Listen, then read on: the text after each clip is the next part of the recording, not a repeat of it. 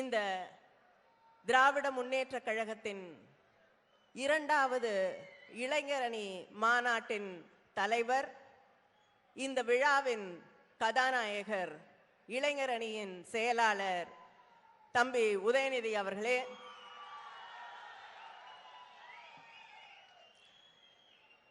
மாநில சுயாட்சி, சமூக நீதி, மதச்சார்பின்மை என்பதன் ஒரே நம்பிக்கையாக இந்த நாட்டிலே திகழ்ந்து கொண்டிருக்கக்கூடிய நம்முடைய முதலமைச்சர் அண்ணன் தளபதி அவர்களே,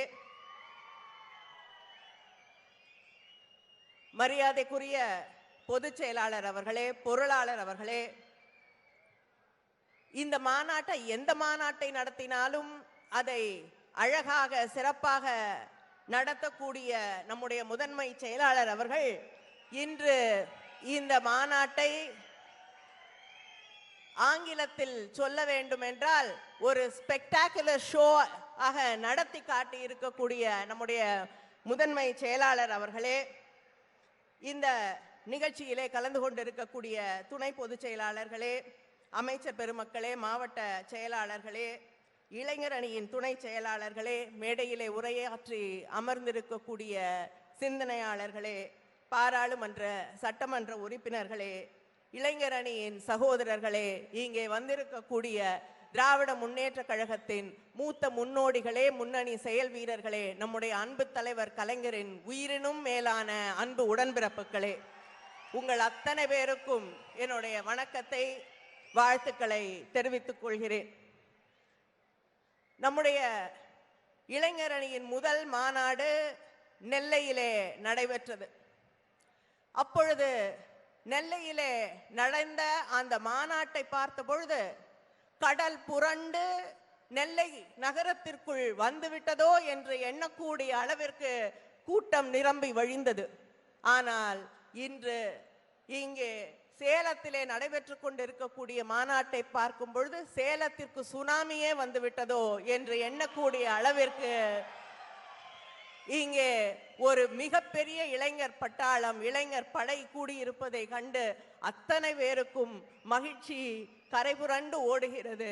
தலைவர் கலைஞர் அவர்கள் இருந்திருந்தால் நிச்சயமாக உங்களை பார்க்கும் பொழுது சொல்லுவார், நான் உங்களை பார்த்து கொண்டிருந்தாலே போதும், பேச தோணவில்லை என்று மகிழ்ச்சியோடு தெரிவித்திருக்கக்கூடிய அளவிற்கு இங்கே ஒரு இளைஞர் பட்டாளம் நம் முன்னால் குவிந்திருக்கிறது.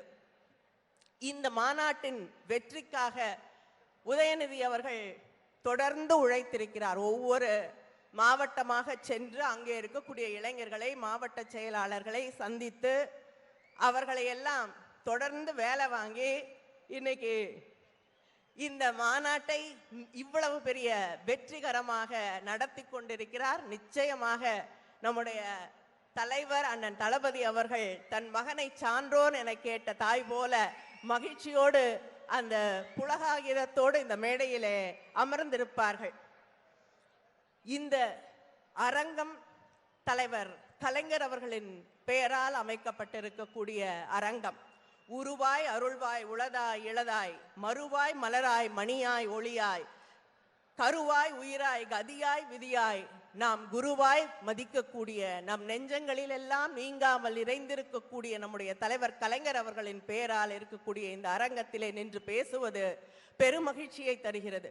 அது மட்டும் இல்லாமல் நம்முடைய இயக்கத்தின் இருவண்ண கொடியை ஏற்றக்கூடிய வாய்ப்பை எனக்கு தந்ததற்கு அண்ணன் தளபதி அவர்களுக்கும் உதய் அவர்களுக்கும் என்னுடைய நன்றியை தெரிவித்துக் கொள்கிறேன். இதே சேலத்திலே தான் தலைவர் கலைஞர் அவர்கள் இங்கே நடந்த மாநில மாநாட்டிலே 1997 நம்முடைய கழகத்தின் கொடியை ஏற்றினார்கள். 2004 அண்ணன் வீரபாண்டியார் அவர்கள் நடத்திய அந்த மாநாட்டிலே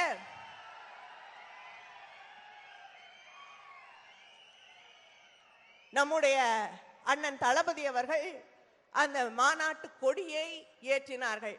அந்த சேலத்திலே இன்று நம்முடைய கழக இருவண்ண கொடியை ஏற்றக்கூடிய வாய்ப்பை, அதுவும் சேலம் என்றாலே அதன் அடையாளமாக திராவிட முன்னேற்ற கழகத்தின் அடையாளமாக இருக்கக்கூடிய வீரபாண்டியார் அவர்களுடைய பெயரிலே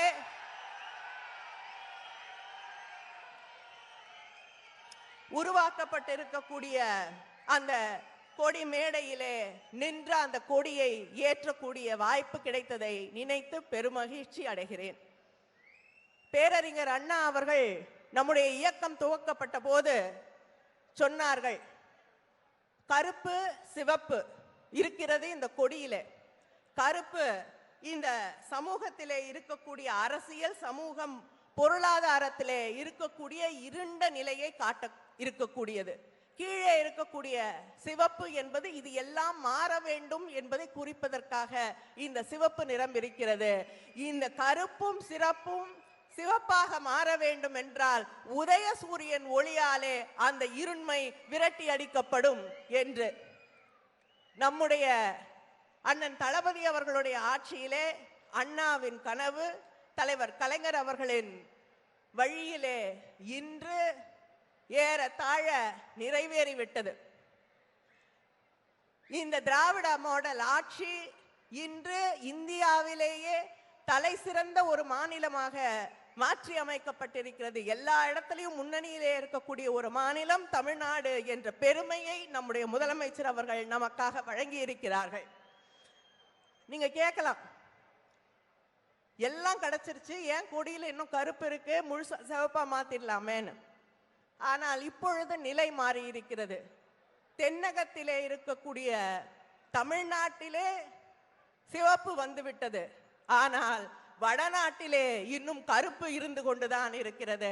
அதை விரட்ட வேண்டிய அந்த கடமையும் நமக்கு இருக்கிறது. அந்த இருண்மையை விரட்ட வேண்டிய கடமை நமக்கு இருக்கிறது என்பதால் தான் அண்ணன் தளபதி அவர்கள் தொடர்ந்து அந்த இந்திய கூட்டணியின் ஒருங்கிணை அமைத்து அங்கே இருக்கக்கூடியவர்களை எல்லாம் ஒன்றாக நின்று செயல்பட வேண்டும் என்று ஒருங்கிணைத்து அழைத்து சென்று கொண்டிருக்கிறார்கள்.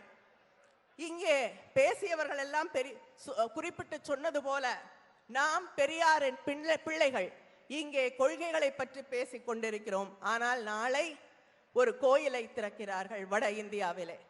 அந்த கோயிலை திறக்கிறத பத்தி நான் எதுவும் சொல்ல போவது இல்லை.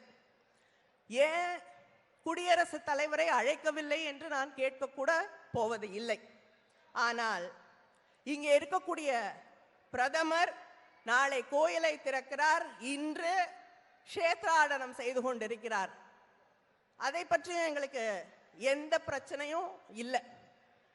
இங்க நம்முடைய அறநிலையத்துறை அமைச்சர் அவர்கள் அமர்ந்திருக்கிறார். எனக்கு கோயிலை பத்தி ரொம்ப தெரியாது, அவரை கேட்கிறேன், ஒரு கோயிலை முழுசா முடிக்காம திறக்கலாமா? உங்களை தான் கேட்கிறேன். திறக்க கூடாதுல்ல? ஒரு கோயிலை முழுசா கட்டி முடிக்காம திறக்க கூடாது. ஆனா இன்னைக்கு இருக்கக்கூடிய பிஜேபி என்ன சொல்லுது? நாங்க தான் இந்து மதத்தை காப்பாத்துறோம், நாங்க தான் சனாதன தர்மத்தை காப்பாத்துறோம், நாங்க தான் இந்த கோயிலெல்லாம் காப்பாத்துறோம், அதனால எல்லா கோயிலையும் எங்ககிட்டயே கொடுத்துருங்கிறாங்க. ஆனா இவர்கள் பெரும்பான்மையாக இருக்கக்கூடிய எங்க அண்ணி கூட உட்கார்ந்து இருக்காங்க, அவங்களுக்கும் மனசு கஷ்டமா தான் இருக்கும்.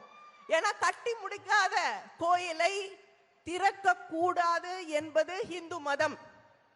ஆனால் அதை அரசியலாக்கி உங்களுடைய அரசியல் லாபத்திற்காக இந்துக்களை மதிக்காமல், அந்த உணர்வுகளை மதிக்காமல் உங்க ஆளுங்களே கோயிலுக்கு வர மாட்டேன்னு சொல்லக்கூடிய அளவுக்கு அரசியல் விளையாட்டிலே அந்த கோயிலை நாளை திறக்க போகிறீர்கள். அதுக்கு ஹாலிடே வர 6 நாள் லீவு, ட்ரெயின் எல்லாம் தனியார் ட்ரஸ்ட் திறக்கக்கூடிய கோயிலுக்கு அரசு ரயில்கள் எல்லாம் ஃப்ரீயா விட்டுட்டு இருக்காங்க.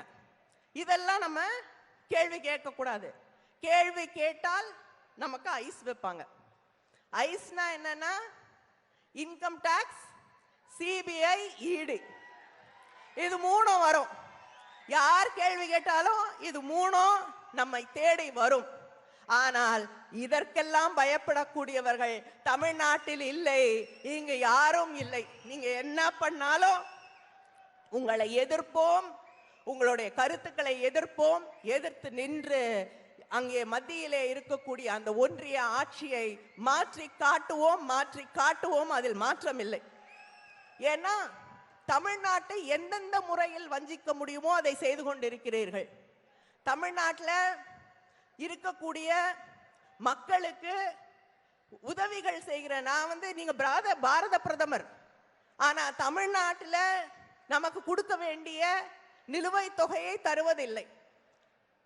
வெள்ளம் வந்தது, பிரதமர் சொன்னார், நான் மூத்த அமைச்சர் ராஜ்நாத் சிங் அவர்களை அனுப்பியிருக்கிறேன். அதே போல நிதியமைச்சர் நிர்மலா சீதாராமன் அவர்களை அனுப்பியிருக்கிறேன். ஆனா 2 பேரும் வந்தாங்க, 2 பேரும் பார்வையிட்டார்கள். 5 பைசா கூட இன்னும் வரல. ஆனால் இதே குஜராத்ல வெள்ளம் வந்தபோது ஆயிரக்கணக்கான கோடிகளே அங்கே கொண்டு போய் கொட்டினீர்கள். தமிழ்நாட்டில் இருக்கவங்க மனிதர்கள் இல்லையா? என்னுடைய தொகுதி தூத்துக்குடியில் எத்தனை ஆயிரம் வீடுகள் அடித்து கொண்டு சென்றது, எத்தனை விவசாயிகள் பாதிக்கப்பட்டிருக்கிறார்கள், சென்னை எந்த அளவுக்கு மோசமாக பாதிக்கப்பட்டது. இதெல்லாம் உங்கள் மனதை உருக்கவில்லையா? ஏன்னா தமிழ்நாடு, இங்க தமிழ்நாட்டில் இருக்கக்கூடியவர்கள் உங்களுக்கு வாக்களிக்க மாட்டார்கள். அதனால் நீங்கள் எங்களுக்கு எந்த உதவியும், எங்களுக்கு எந்த நிவாரணமும், எங்களுக்கு நியாயமாக வழங்கப்பட வேண்டிய நிதியையும் தரமாட்டீர்கள். வந்த நிதியமைச்சர், வெள்ள பாதிக்கப்பட்ட பகுதிகளை பார்க்க வந்த நிதியமைச்சர் என்ன பண்ணாங்க? கோயிலுக்கு போய் ஏன் அங்க இருக்கக்கூடிய பூஜாரிக்கு சம்பளம் கம்மியா கொடுக்குறீங்கன்னு கேள்வி கேட்கிறாங்க. எதை ஆய்வு செய்ய சொன்னா எதை ஆய்வு செய்து கொண்டிருக்கிறார்கள்? இதுதான் அவர்களுடைய எண்ணம், அடிப்படை. யாரை பத்தி அவங்களுக்கு அக்கறை என்பதை நாம் புரிந்து கொள்ள வேண்டும். விரைவிலே ஒரு மாற்றம் வர வேண்டும். அந்த மாற்றம் தமிழ்நாட்டில் மட்டும் வந்தா போதாது. அது எப்படியும் தமிழ்நாட்டில் 40க்கு 40 சந்தேகம் இல்லை. ஆனால் இந்த மாற்றம் நாடு முழுவதும் வர வேண்டும். அது வர வேண்டும் என்றால் நான் சொல்கிறேன், இந்த இளைஞர் பட்டாளமே இப்படியே நீங்க நடந்து அங்கே போனீங்கன்னா போதும், இப்படியே நடந்து வட இந்தியாவுக்கு போனீங்கன்னா போதும், நிச்சயமா மாற்றம் வரும். அந்த மாற்றத்தை உங்களால் நிகழ்த்த முடியும். அந்த மாற்றம் மட்டுமே இந்த நாட்டை காப்பாற்றும். நன்றி, வணக்கம்.